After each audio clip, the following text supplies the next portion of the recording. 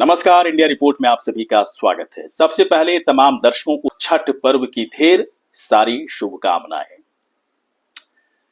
महान नेता वो होता जो अपने आचरण की बदौलत जनता के प्रति उनके समर्पण और समाज और देश के लिए उन्होंने क्या काम किया उसके आधार पर एक मापदंड, सही मापदंड को तैयार किया जाता है कि इसी आधार पर किसी को महान कहा जा सकता है।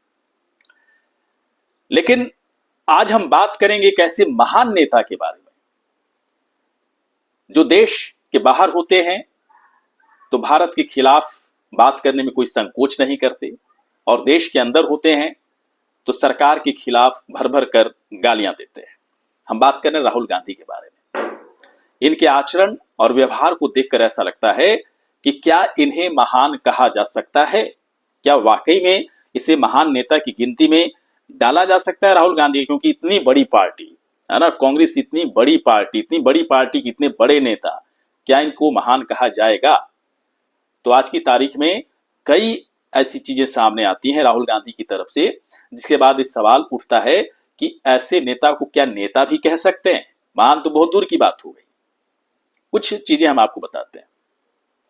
सबसे पहले महागठबंधन में सीटों के बंटवारे को लेकर जिस तरह की खींचतान सामने आई, राहुल गांधी पर बड़े इल्जाम लग रहे हैं, बड़े आरोप लग रहे हैं कि घमंड की वजह से राहुल गांधी आरजेडी, वीआईपी और वाम दलों को तवज्जो नहीं दे रहे हैं।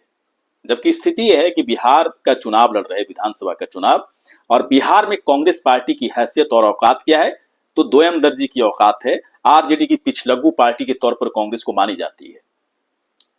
तो किस आधार पर राहुल गांधी यहां पर, अगर इस तरह के आरोप उनके ऊपर लग रहे हैं कि घमंड में इन्होंने इस तरह से चीजें सीट को लेकर है ना, खींचतान इतनी बढ़ी है, तो यहां पर एक बात सामने आती है कि राहुल गांधी सीटों को लेकर सही फैसला क्यों नहीं कर पाए? क्या वाकई में वो इस घमंड में थे कि हमारी पार्टी बड़ी है तो हमारी पार्टी सब बात करो और जो मैं तय करूंगा उसी के हिसाब से पार्टी में सीटों का बंटवारा होगा? जबकि स्थिति ऐसी नहीं थी।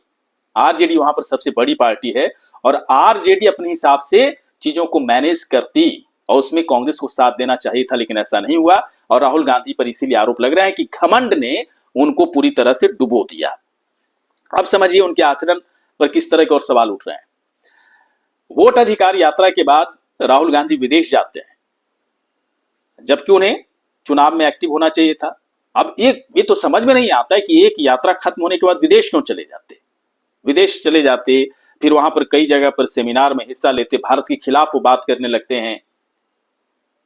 तो ऐसा तो नहीं है कि आप कहीं कुछ जाकर बोल रहे हैं और भारत के लोगों को पता नहीं चलेगा। तो वहां पर भी गए, कोलंबिया गए, और वहां पर भी तरह तरह की बात भारत के खिलाफ उन्होंने कहनी शुरू कर दी। बीच चुनाव में, बिहार चुनाव में उनको एक्टिव होना चाहिए था, तो कोलंबिया में भाई साहब दिख रहे हैं। अब उसके बाद देखिए, उसके बाद फिर वो आते हैं, भारत आते हैं। भारत में आने के बाद उनको लगा कि क्या किया जाए, कोई ऐसा मुद्दा उठा लिया जाए जिससे मोदी सरकार पर हमले किए जाए और बिहार चुनाव में भी वो काम आ जाए ब्रह्मास्त्र के रूप में। तब उनको पता चला कि फतेहपुर के एक युवक की रायबरेली में मार मार कर हत्या कर दी गई। चोरी का आरोप लगा था, संदेह के आधार पर भीड़ की तरफ से उस हत्याकांड को अंजाम दिया गया, जहां पर योगी सरकार की तरफ से बड़ा एक्शन भी लिया गया। अब राहुल गांधी को लगा कि तो बहुत बड़ा मुद्दा है। युवक दलित था, सीधे पहुंच गए रायबरेली और वहां से फतेहपुर पहुंच गए उस परिवार के घर के सामने। परिवार वालों ने मना कर दिया कि मैं राहुल गांधी से मिलना नहीं चाहता, राजनीति ना करें। तो बाबा जो भी मामले में कर रहे हैं, जो एक्शन लिया जा रहा है, बाबा की सरकार की तरफ से बेहतरीन, के बाबा यानी कि योगी सरकार की तरफ से बेहतरीन एक्शन लिया जा रहा है।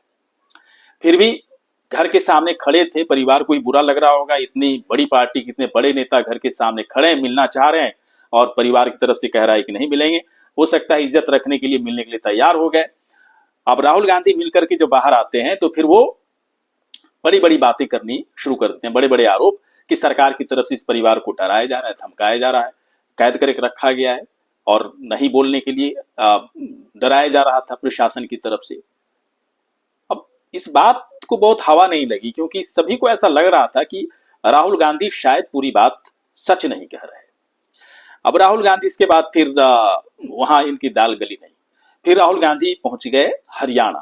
हरियाणा जब पहुंचे तो वहां पर एक आईपीएस पूरन कुमार की आत्महत्या का मामला था, जो कि दलित कहे जाते हैं, वहां पर पहुंच गए। चूंकि मामला यहाँ भी दलित का था, इसलिए वहां पहुंच गए, उनके परिवार से मिलने के लिए गए। कुछ दिन के बाद खबर आई कि एक जाट समुदाय से एक पुलिस अधिकारी ने आत्महत्या कर ली और पूरन कुमार के ऊपर भी आरोप उनकी तरफ से लगाया गया था कुछ कुछ। लेकिन राहुल गांधी उस जाट समुदाय के पुलिस अधिकारी से के परिवार वालों से मिलने के लिए नहीं गए, क्योंकि जाट समुदाय से आने वाला वो पुलिस अधिकारी जिसने आत्महत्या की, उसका परिवार दलित नहीं था। समझिए इस बात को, हर जगह दलित दलित दलित। लेकिन अगर लगता है दलित समाज को अगर लगता है ऐसा कि राहुल गांधी दलित पर इतना फोकस इसलिए कर रहे हैं कि उन्हें बहुत प्यार है दलित से, तो ऐसा नहीं है। वो सिर्फ दलित कार्ड का इस्तेमाल कर रहे हैं। बिहार में चुनाव है, ब्रह्मास्त्र के तौर पर इसका इस्तेमाल करना चाह रहे होंगे, लेकिन दाल उनकी गल नहीं रही। फतेहपुर में नहीं गली, हरियाणा में भी नहीं गली। हरियाणा में यहां तक कि लोग भड़क भी गए कि एक से आप मिलने के लिए जा रहे हैं, दूसरे से मिलने के लिए जा रहे हैं, दोनों मामला आत्महत्या का है और दोनों का विभाग एक है, पुलिस विभाग है। इस तरह की चीजें सामने आई। तो ये अपने ही आचरण में, अपने ही व्यवहार में राहुल गांधी पूरी तरह से फंसते हुए दिखे। अब होना क्या चाहिए था, इस बीच में बिहार चुनाव में सीटों को लेकर जो खींचतान चल रही है, राहुल गांधी को आगे बढ़कर इस पर फैसला लेना चाहिए था। लेकिन कोई मतलब नहीं राहुल गांधी को, ना राजनीति, बिहार की राजनीति से मतलब, न बिहार चुनाव से मतलब, न सीटों के बंटवारा से मतलब। बस उन्हें मतलब है कि मैं जो कह रहा हूं वही करो, नहीं तो ठीक है, अगर नहीं करना चाह रहा हूं तो मैं चला छुट्टी पे, और चले गए शिमला परिवार के साथ छुट्टियां मनाने के लिए। यहां तेजस्वी यादव परेशान, मुकेश सहनी परेशान, पूरा वाम दलों की पार्टियां, चाहे सीपीआईएमएल हो, सीपीएम हो, सीपीआई हो, सब परेशान कि कैसे होगा सीटों का बंटवारा। राहुल गांधी तो छुट्टी मना रहे हैं, परिवार के साथ हैं। ये स्थिति है। ये पूरा का पूरा जो आचरण राहुल गांधी की तरफ से जो दिखाने की कोशिश हो रही है बिहार चुनाव के दरमियान, ये सारी चीजें आई। इसलिए मैं कह रहा हूं कि जब लोग कहते हैं कि महान नेता का जो मापदंड है, उस मापदंड में राहुल गांधी कहीं फिट बैठते हैं, तो आज की तारीख में एक भी ऐसा मापदंड नहीं है जिस पर राहुल गांधी फिट बैठ रहे हो। क्योंकि बिहार में जो आज स्थिति महागठबंधन को लेकर बनी है, उसकी सबसे बड़ी जिम्मेदारी अगर किसी के ऊपर जाती है तो वह है राहुल गांधी के ऊपर। फ्रेंडली फाइट कर रहे हैं, क्या फ्रेंडली फाइट, महागठबंधन में कुछ नहीं होता है। चिराग पासवान बिल्कुल सही बात कर रहे हैं। तो ये पूरा मामला जिस तरह से बनता बिगड़ता दिख रहा है, राहुल गांधी एक बात राहुल गांधी के बारे में पूरी तरह से साफ आ चुकी है कि राहुल गांधी की राजनीति को बिहार चुनाव ही नहीं बल्कि देश की जनता ने स्वीकार करने से मना कर दिया कि स्वीकार ही नहीं है। स्वीकार इसलिए नहीं है कि राहुल गांधी को जहां पर जिस वक्त होना चाहिए, जिस तरीके से मुद्दे को उठाने की जरूरत उस तरह से मुद्दे नहीं उठा पा रहे हैं। बिहार चुनाव में अगर इतना मकड़जाल फैला, इस तरह से भसड़ मची, भसड़ ही तो कहा जाएगा ना, पूरा मामला भंडोल जैसा लग रहा है। ये पूरा मामला जो भंडोल जैसा दिख रहा है वो राहुल गांधी की वजह से है। तेजस्वी यादव को बार बार दिल्ली बुलाना, फिर बिना सीट बंटवारे के फिर तेजस्वी यादव आ जाते हैं, फिर उन्हें दिल्ली बुलाने के लिए कॉल आता है, लेकिन तेजस्वी यादव नहीं जाते। अब तेजस्वी यादव अभी खुद को तो मानेंगे ना कि मेरी भी पार्टी तो बहुत, कम से कम बिहार में तो मैं बड़ा हूं तुमसे, तुम्हारी हर बात, तुम्हारे हर फोन कॉल पे मैं रिस्पॉन्स क्यों दूं। ये पूरा मामला जो है ना, ये पूरा जो मामला है एटीट्यूड का मामला, इस एटीट्यूड में राहुल गांधी सबसे आगे निकलते दिख रहे हैं। और सबसे बड़ी पार्टी के सबसे बड़े नेता का एटीट्यूड यही है, यही जो घमंड सामने आया, जिसकी वजह से सीट बंटवारों में इस तरह की लेट लतीफी देखी गई। और इसका असर क्या होगा, महागठबंधन आज की तारीख में कमजोर हो चुका है। बिहार में एनडीए की स्थिति बहुत ही मजबूत इसलिए दिख रही है कि एनडीए अब चुनाव प्रचार धुआंधार करेगा।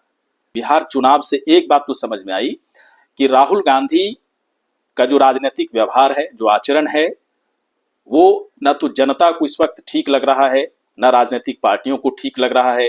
राहुल गांधी राजनीतिक रूप से बहुत परिपक्व अभी भी नहीं दिख रहे हैं। इसलिए महान नेताओं को जब भी शुमार किया जाएगा और मापदंड तैयार किया जाएगा तो राहुल गांधी का नाम उसमें आना बहुत ही मुश्किल भरा काम लग रहा है, क्योंकि किसी मापदंड पर इस वक्त राहुल गांधी फिट बैठते नहीं दिख रहे हैं। आपको क्या लगता है कि बिहार चुनाव ही नहीं बल्कि वैसे भी अगर देश की राजनीति में देखें, राहुल गांधी के कद को देखें या फिर उनके आचरण को देखें, तो उनके आचरण को देखकर क्या लगता है कि क्या एक नेता को इस तरह का आचरण करना चाहिए कि जब चुनाव का वक्त है तो परिवार के साथ छुट्टियां मनाने के लिए जा रहे हैं, विदेश जा रहे हैं, देश के खिलाफ बातें कर रहे हैं? क्या इस तरह का आचरण राहुल गांधी का राजनीतिक तौर पर आपको कितना स्वीकार लगता है?